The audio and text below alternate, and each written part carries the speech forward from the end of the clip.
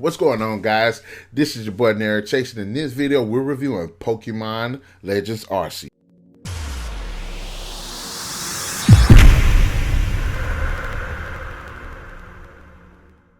Pokemon Legends Arceus is a 2022 role-playing game developed by Game Freak and is set in the Hisui region. Probably butchered that. Keep going. Players are recruited into the Survey Corps of the Galaxy Expedition Team, traveling through the region to complete the Pokédex, among other things. Let's kick this off by giving credit where it's due. Pokemon Legends Arceus delivered the first real reinvention this series has had since someone at Game Freak figured out colors was a thing. Hisui is a semi-open world that actually feels alive, not just big for the sake of being big. Each zone has purpose, personality, and enough breathing room to make exploration feel intentional instead of bloated. The story, surprisingly bold, though not bold enough. The mystery of the space-time distortions, the player being yanked from the future, the uneasy relationship between humans and Pokemon is genuinely compelling. It just never quite pushes itself into greatness. The twists are mild and the theming is strong and the finale lands, but you can't shake the sense that this world had even more depth waiting under the surface. Characters are a good highlight. Arezu, Cyllene, Arita, Melli, Ray, Kogita, can't remember her name, Kogita. They're memorable, quirky, and far more fleshed out than typical series NPCs. They feel like people trying to survive a harsh world, not cardboard signposts in a fun hat. Side quests, a bit of a mixed bag, plenty to do, but only a handful actually stand out. Still, many are fun in a cozy, chores in a dangerous place kind of way. World building is where the game shines brightest. Pokemon live in believable habitats, react to the player, actually feel wild.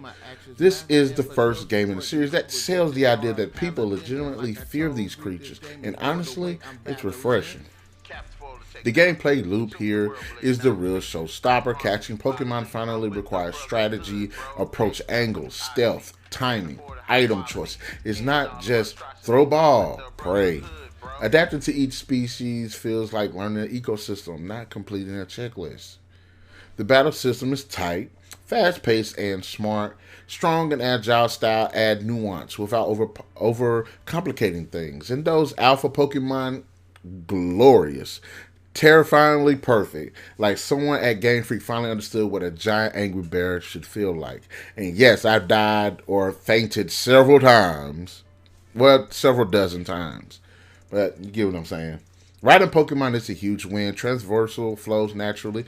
Each mount serves as a distinct purpose, and the world is designed around making movement feel good, not gimmicky. You can fly, you can swim, you can climb, you can ride. It's pretty cool. The difficulty is respectable for once. You can get folded by a wild Pokemon simply because you weren't paying attention. And that's good. It's part of one of those dozens of times that I've beat. The game treats players like they have a pulse. Crafting works beautifully in the system. Simple, intuitive, essential. It makes exploration feel rewarding instead of cluttered.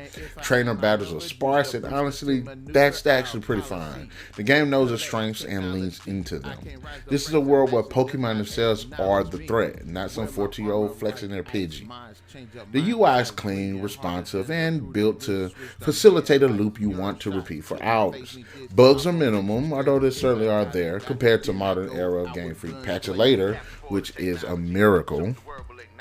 But let's not sugarcoat it. The graphics aren't impressive by modern standards.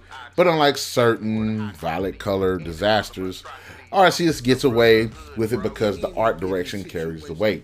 The painterly aesthetic works. The soft palettes work. The simplified geometry works.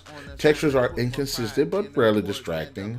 Mostly, you'll overlook them because you're too busy getting chased by Gyarados with murder in its eyes.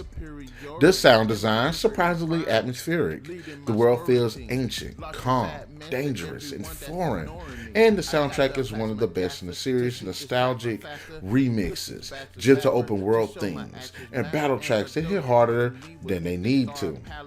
Cutscene presentation could be stronger, but that's said pretty much with all Pokemon games. But what here works within the game's pacing and tone.